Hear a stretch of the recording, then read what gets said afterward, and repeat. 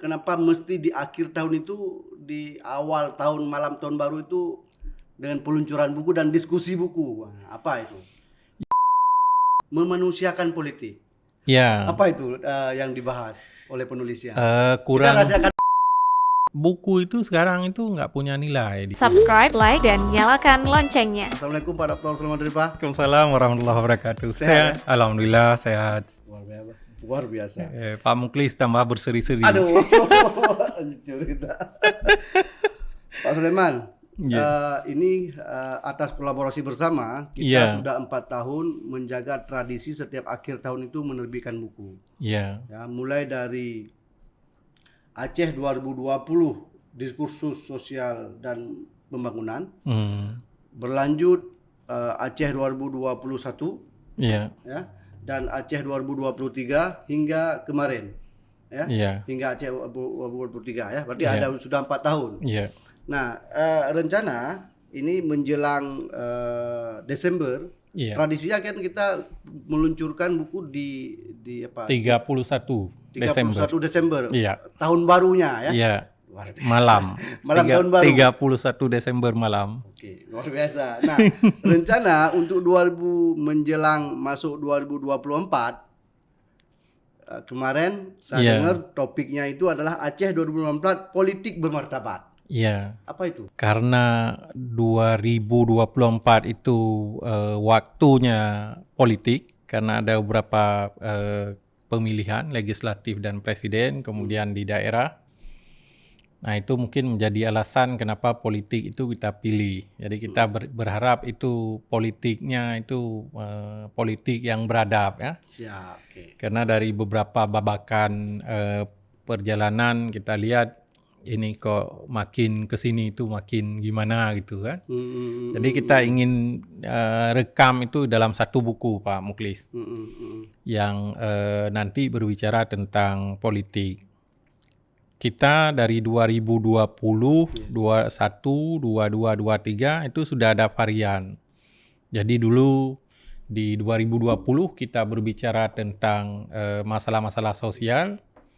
Kemudian di 2021 kita bicara sumber daya alam, di 2022 pendidikan, kemudian 2023 kemarin itu patologi sosial.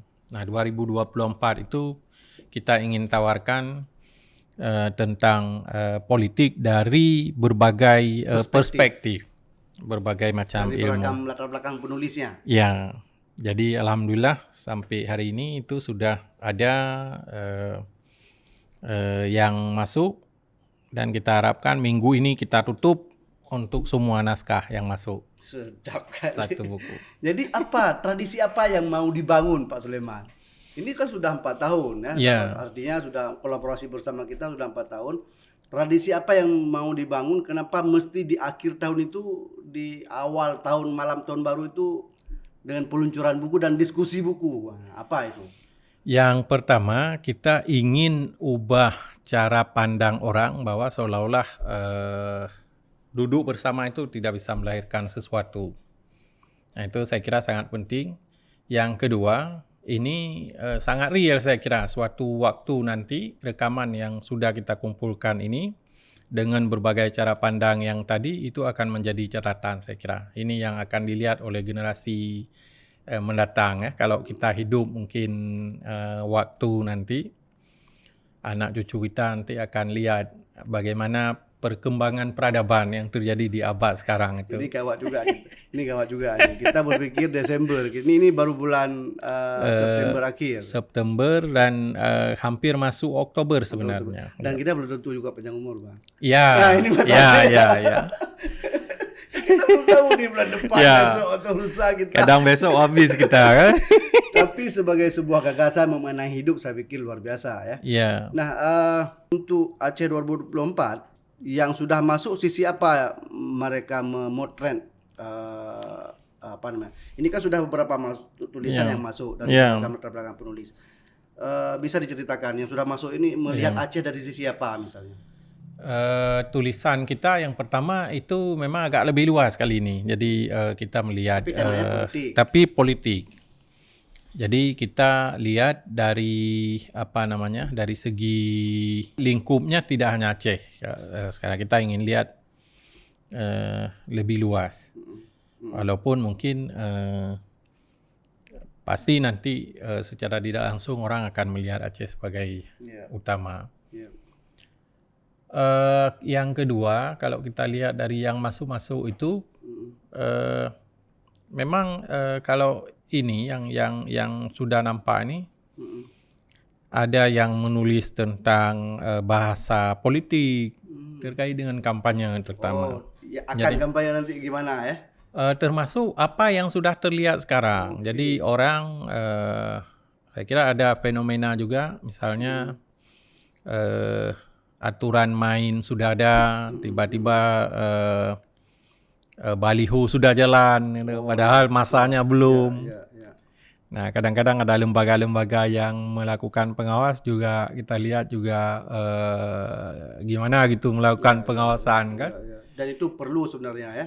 Perlu, dan kadang-kadang kritis terhadap si A, tidak kritis terhadap si B misalnya, tidak kritis terhadap si C, kritis terhadap si D, begitu-begitu. Jadi ini saya kira menjadi catatan-catatan. Jadi maka tulisan-tulisan yang nanti akan melihat politik dalam makna yang luas, saya kira itu sangat penting. Kemudian ada juga yang menulis sangat akademis, terutama dalam konsep ini, membangun konsep ada terutama dalam kebijakan. Tapi saya kira sedikit ke akademik, orang sangat muatan keilmuan.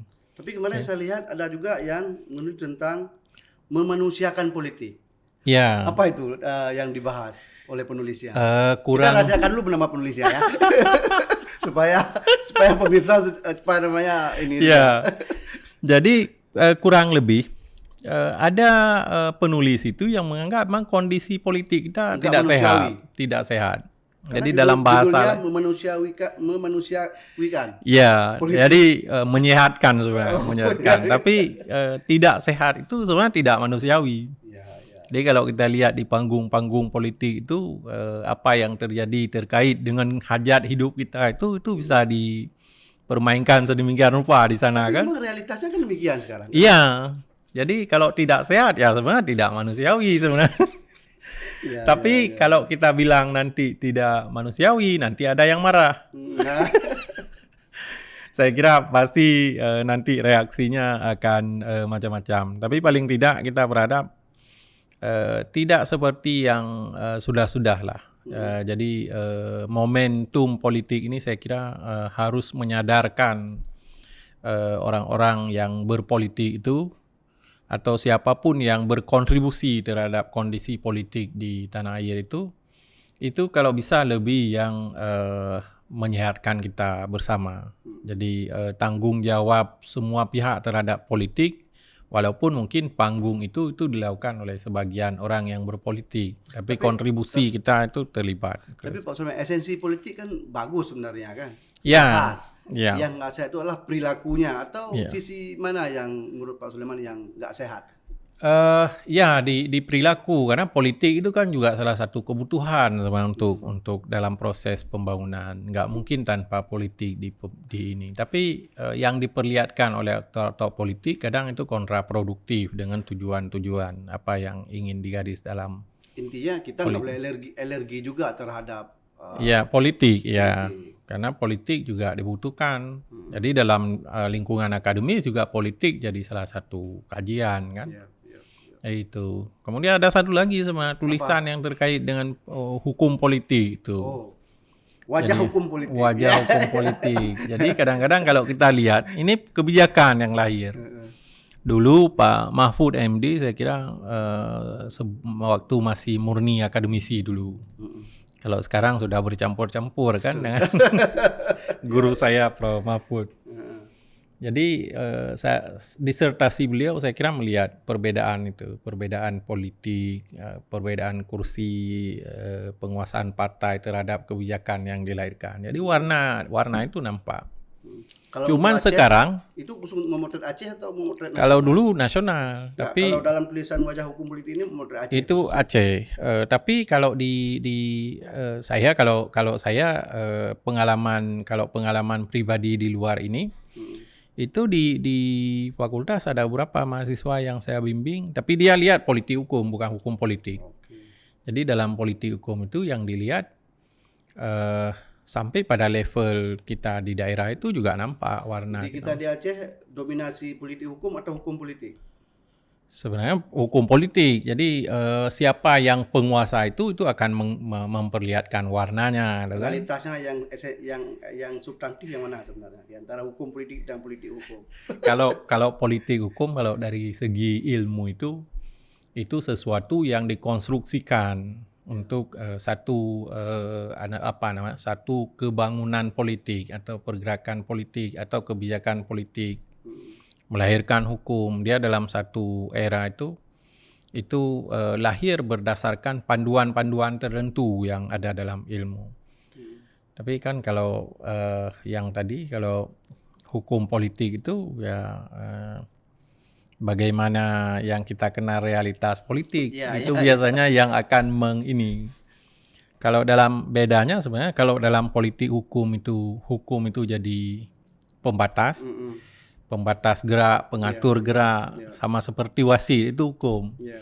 Tapi kalau dalam hukum politik itu yang terjadi sebaliknya. Hukum itu dikendalikan oleh para wasit itu. Tapi itu menarik juga. Tapi kemudian Pak Sulaiman sebagai inisiator, Buku. mengakhiri tahun dengan buku dan juga merangkap editor. Nah, apa kesulitan mengumpulkan ini minimal kan ada 7, 10 malah kan? Ini yang tahun 2022 itu malah lebih banyak. Banyak ya, lebih 15 barangkali ya. Nah, di mana letak kerumitannya mengumpulkan latar belakang orang lalu kita satukan dalam satu buku dengan tema khusus misalnya seperti ini. Kalau dari awal kita sudah tentukan misalnya lingkup itu biasanya lebih mudah sedikit. Walaupun tetap di proses sistematisasi itu juga ada kerumitan. Cuman kerumitannya itu sudah dalam satu kamar. Jadi biasanya di pengalaman 4 kali sebelumnya itu kalau kita kewalahan biasanya kita akan korespondensi, akan telepon, akan WA si penulis. Kemudian ketika kita sistematisasikan ini, kita juga nanti akan minta satu tulisan pengantar. Biasanya pengantar itu dari ilmu yang bersangkutan. Nah, beliau-beliau biasanya yang akan melihat tawaran sistematisasi kita itu cocok atau tidak. Kalau tidak cocok, nanti biasanya pasti akan bergeser 1-2 tulisan itu di masing-masing pembidangan nanti per bab. Itu biasanya. Tapi dia tidak terlalu jauh bergeser karena ini memang sudah kita kunci dalam satu kamar. Kemudian baru dibuat klasifikasi babnya. Iya. Nah, kalau di kebiasaan di kita itu memang tulisan yang masuk biasanya di masa-masa santai, injury time. Begitu mau deadline. Tapi ini kok rasanya ingin dipercepat deadline-nya. Sebenarnya kalau dari segi jadwal itu kita kemarin sudah tutup. Gitu. Tapi sejak seminggu yang lalu itu penulis-penulis yang sudah menyiapkan tulisannya, tapi yang belum final itu dilapor ke kita. Jadi ada yang minta waktu 3 hari, 2 hari. Jadi yang kita tunggu itu sebenarnya. Jadi kita ke yang lain yang dari awal sudah nggak buka. Betul. Karena memang yang sudah masuk itu memang yang sudah dilapor walaupun mereka belum final. Oke. Kemudian nanti begitu bukunya sudah kita sudah Pak Sulaiman edit, lalu kita terbitkan melalui Bandar Publishing, lalu kan kita luncurkan. Ada skema baru peluncurannya, bagaimana format? Karena biasa kan formatnya kita malam tahun baru itu habis insya kita duduk ngopi, lalu masing-masing penulis menyampaikan sedikit resume gagasannya. Rencana Desember ini mau bagaimana bentuknya? Kali ini mungkin kita akan pilih 1 atau 2 penulis untuk mewakili ide dasar penulisan buku. Tapi juga kita barangkali sudah harus membiasakan juga pentingnya mengkritisi buku. Jadi sekaligus nanti kita kasih kesempatan kepada pengkritik buku untuk juga dapat ini. Betul. Jadi sekaligus nanti kita dampingi 2 penulis dengan 2 yang lain yang melihat isi buku nanti secara keseluruhan. Dan itu sepertinya harus ada siaran langsung. Ya, nanti kita harap Rizka nanti sama Sayuti dan kawan sini. kita harap nanti Sago bisa membantu untuk proses ini. Live-nya ya. Ya, walaupun nanti mungkin prosesnya itu apa namanya? Dari Sago ya. Oke.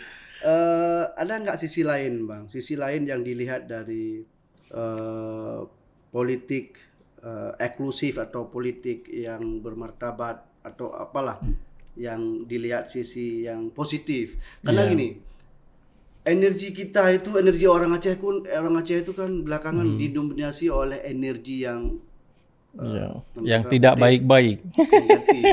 Ya. Karena kalau kita misalnya mau duduk 1 jam di warung kopi, maka barangkali energi positif itu hanya keluar mungkin 15 menit. Tapi seperempat berikutnya adalah positif. Nah, udah negatif. Nah, bagaimana kita bagaimana kita melihat merangkum supaya energi kita itu harus dominan positif tuh Pak Sulaiman. Kita sebenarnya berharap untuk buku ini itu ada perspektif orang dalam yang lebih banyak juga. Jadi orang-orang yang selama ini aktif dan berprofesi di politik. Di politik dalam arti sempit kan. Jadi di politik yang memang berperan dalam proses-proses politik. Walaupun nanti politik dalam arti luas kita yang melakukan semua hal yang terkait dengan kekuasaan. Nah, kenapa kita ingin tahu lebih banyak dari dalam? Tapi barangkali ada yang kita lihat dari luar ini. Barangkali di dalam bukan seperti yang kita lihat dari luar. Barangkali juga ada dinamika segala macam. Berarti harus ada orang politisi yang nulis nih seperti. Iya, tapi yang baru melapor itu sedikit. Sebutkan saya namanya siapa? Juanda Jamal misalnya, ini politisi Partai Aceh. Dan biasa beliau menulis beliau nih kan. Beliau dalam lingkungan penulis beliau juga menulis. Jadi tiap edisi beliau menulis. Jadi kita berharap ada beberapa yang lain itu turut menyumbang tulisan. Apa yang terjadi di dalam sana itu terkait dengan kehidupan politik. Dan penulisnya kan dapat buku kan di akhir malam. Kita akan berikan masing-masing 2 buku untuk penulis. Dan nanti biasanya kita akan berusaha undang walaupun mungkin di tradisi kita itu tidak mempermasalahkan seberapa banyak yang datang. Tapi pengalaman kemarin ya lumayan. 60-70 orang itu ada. Itu malam. Jadi kecuali di 2020 dulu karena itu COVID. Jadi itu dapat sorry ya waktu itu ya. COVID itu iya agak sorry dan terbatas pada waktu itu, cuman 1 jam. Kalau yang setelahnya itu kita buat habis Isya dan responnya sangat baik. Kita ulas. Jadi kira-kira itu. Jadi ini edisi kelima yang kita harapkan mudah-mudahan bisa jadi catatan bagi peradaban kita, saya kira. Ini secara teknis. Secara teknis, apa sebenarnya kendala yang Pak Sulaiman hadapi? Karena Pak Sulaiman ini kan selain inisiator dan editor tentunya. Iya, benar. Dan kawan-kawan lain termasuk Pak Prof KBA, Pak siapa ini Pak Dr. Emily Abdullah yang sedang di Jakarta. Ya kan? Ada Pak Duku Mudaki. Nah, ini apa kendala teknis yang Pak Sulaiman hadapi? Jadi pengalaman selama ini menginisiasi buku selain 4 buku ini yang sudah jadi. Jadi buku-buku lain itu sebenarnya sama. Itu artikelnya itu itu dikejar oleh para penulis itu di hari-hari akhir. Jangan-jangan memang ini kebiasaan ketika masih mahasiswa. Jadi kalau ada tugas itu selalu disiapkan itu malam terakhir itu kan. Nah ini saya kira terjadi dan saya bisa pahami barangkali dari segi waktu masing-masing penulis ini mungkin banyak aktivitas yang lain. Yang kedua, Pak Muklis ini juga sangat penting. Saya kira buku itu sekarang itu nggak punya nilai dari segi apa? Kalau dari segi akumulasi katakanlah nilai kredit itu sangat kecil. Jadi buku ini itu paling ke pengembangan gagasan.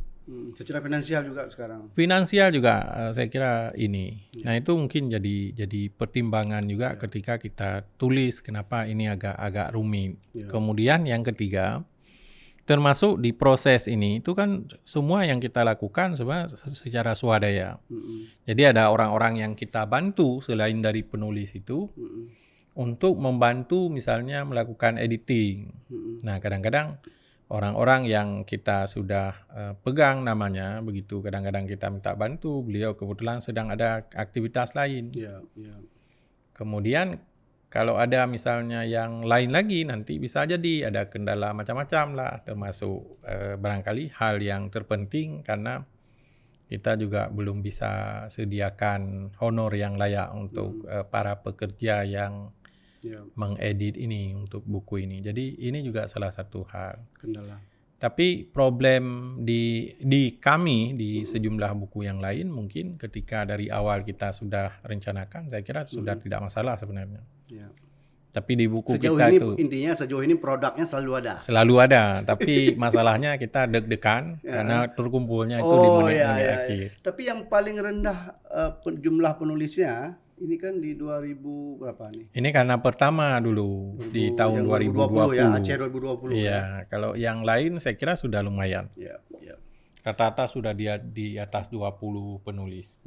Dan prediksi untuk Aceh 2024 penulisnya juga barangkali di atas 15 juga. Kita 30 ada penulis kurang lebih. Jadi di bukunya, Pak. Sekitar 350 halaman nanti. Kurang lebih. Jadi luar biasa. Jadi jadi sekali lagi bahwa yang kita tulis ini sebenarnya ingin memberi catatan proses politik realitas yang sedang terjadi, tapi kita kepinginnya serealitas apapun kondisi politik di kita, itu kita berharap ada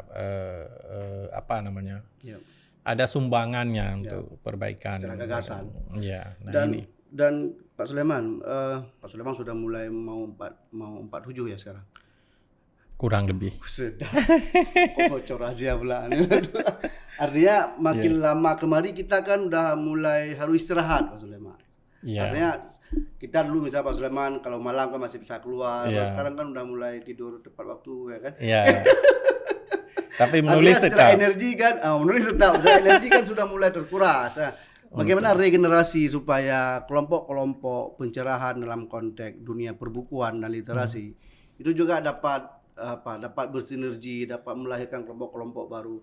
Nah, apa harapan supaya dari Pak Sulaiman sebagai salah satu penggiat literasi juga di Aceh, supaya kelompok-kelompok literasi itu dapat muncul di mana-mana, mulai dari siswa, politisi, kemudian usahawan, kemudian kampus. Jadi betul-betul memberi dampak bukan hanya untuk kita sendiri, tapi memberi dampak pencerahan untuk kelompok yang banyak. Bagaimana tuh Pak Sulaiman? Kalau pengalaman di menulis itu saya pribadi memang cenderung gagal dalam menyiapkan generasi sesudahnya. Tapi dalam konteks literasi saya kira ada beberapa kelompok itu yang sudah mengorganisir dengan baik. Tapi problemnya mengorganisir itu pada aktivitas yang sifatnya non produk. Misalnya kalau aktivitas dalam bentuk apa misalnya? kalau misalnya kita lihat diskusinya jalan, kemudian pertemuan rutinnya jalan. Dan Pak Sulaiman sendiri kan banyak mengampu Ya, kelas menulis. ini salah satu. Jadi yang saya lakukan misalnya agak lebih sempit, khusus ke menulis. Jadi di penulis pun, kalau misalnya di satu semester saya ada 1 atau 2 kelas biasanya. Itu yang di luar non mahasiswa. Iya, di luar mahasiswa. Jadi itu malah dari awal kita tantang. Ada produknya enggak? Produknya kita fasilitasi untuk terbitkan. Dari dalam 6 semester terakhir lah, itu tidak ada. Alam roda. Tidak ada. Tapi Tapi aktivitas pesertanya pelatihannya tetap- pelatihan jalan. Oke. Jadi tiap kelas itu kita memang kunci kalau kelas menulis itu 15 orang. Ya, satu kelas. Satu kelas. Jadi kalau di 6 semester terakhir itu saya kalau saya tidak salah itu ada sekitar 14 kelas. Nah, 14 kelas itu kalau kita kali dengan ya sekitar 13 lah per kelas kan. Dan nyaris tidak ada luaran. Ada beberapa peserta itu yang dia berhasil, tapi akhirnya misalnya di akhir kelas dari satu kelas yang kita rencanakan 15-nya menulis, itu tiba-tiba yang selesai cuma 1 atau 2 orang. Jadi akhirnya proyek itu nggak bisa. Kenapa? Karena mereka yang ikut kelas menulis dari awal kita sudah kunci juga tema sama seperti ini. Kita akan nulis tentang apa. Jadi masing-masing mereka akan menggarap dengan cara pandang sendiri. Nah, ternyata ini tidak jalan. Nah, ini nggak bisa. Kenapa tuh? Barangkali ada hal yang terkait dengan pengembangan visual yang juga harus kita respon mungkin. Orang semakin ke depan nanti itu respon untuk membaca itu sangat sulit. Jadi kalau mereka menonton segala sesuatu itu jauh lebih tertarik sekarang. Kalau kita kasih buku termasuk untuk menulis itu problem. Apalagi menulis basisnya naratif gitu ya. Ya, dia harus persiapkan dengan teratur, sistematis. Itu juga butuh energi yang mereka harus selesaikan. Barangkali perkiraan saya seperti itu. Nah, kalau kita bandingkan dengan misalnya beberapa kelompok yang tadi yang rutin melakukan pertemuan segala macam, produknya juga sejauh yang saya lihat itu juga hampir tidak ada. Ada mungkin 1 tahun nanti lahir 1. Kalau kita lihat dengan jumlah orang di dalamnya, itu misalnya 1 itu jadi aneh. Kan? Dari 15 sebenarnya 1 cuma ada. Ya, ini saya kira satu kondisi yang barangkali nanti butuh perhatian kita. Orang-orang yang terlibat dalam gerakan menulis, literasi dan segala macam. Itu harus memperhatikan keberlanjutan. Pak Sulaiman bicara keberlanjutan untuk semester ini ada kelas yang dari semester ini ada 1 kelas di kebetulan kemarin yang minta pustaka Syakwala. Jadi di kelas Syakwala itu siapa Pak kepala sekarang Pak Dr. Ismul Huda.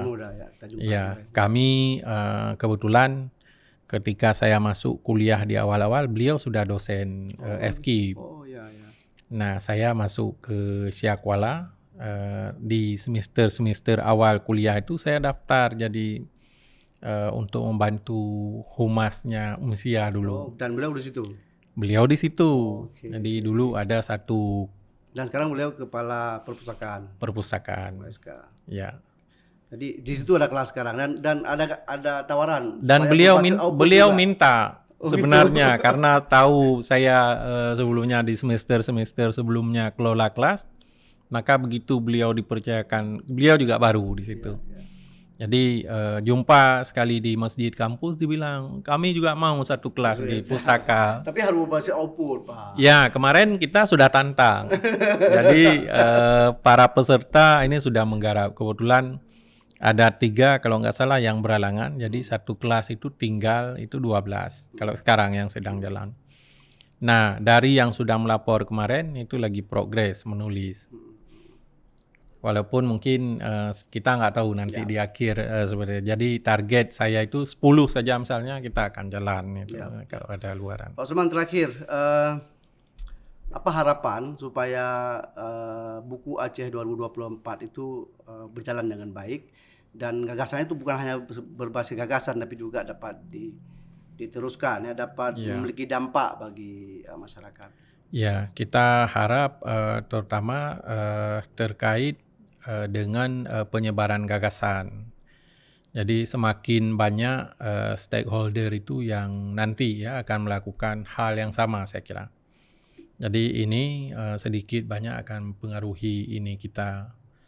Kemudian yang kedua, karena semua hal dengan gagasan kita itu kan nggak bisa dipisahkan dari konteks perilaku. Ya. Maka perilaku orang yang mengajak ke politik yang bermartabat, saya kira juga harus memperlihatkan perilaku yang berbeda dengan apa yang dipandangnya sebagai politik negatif yang tadi. Jadi kalau perilaku misalnya dia tidak berbeda, nah itu juga kita akan mengulangi hal yang sama. Ikut berarti. Itu kurang lebih Pak Muklis, terima kasih banyak. Baik Pak Sulaiman, terima kasih atas kehadiran di Sego TV. Rekan Sago, inilah diskusi kita dengan Dr. Sulaiman Tripa, inisiator penulisan buku Aceh 2024 dan juga salah satu editor yang akan membahani dan membantu nanti proses editingnya. Sebenarnya gagasan ini sudah berlangsung 4 tahun sebelumnya dan ini adalah tahun yang kelima. Dan kita berharap tradisi mengakhiri akhir tahun dengan buku, seperti buku-buku ini dapat kita lanjutkan Pak Sulaiman ya, dan juga dapat memberi pandangan-pandangan yang positif untuk Aceh kita yang tercinta ini. Demikian rekan Sago diskusi kami dengan Pak Dr. Sulaiman dan saya Bukit Ilyas undur diri. Assalamualaikum warahmatullahi wabarakatuh. Assalamualaikum. Terima kasih. Jika video ini bermanfaat untuk Anda, silakan subscribe, like, dan nyalakan loncengnya.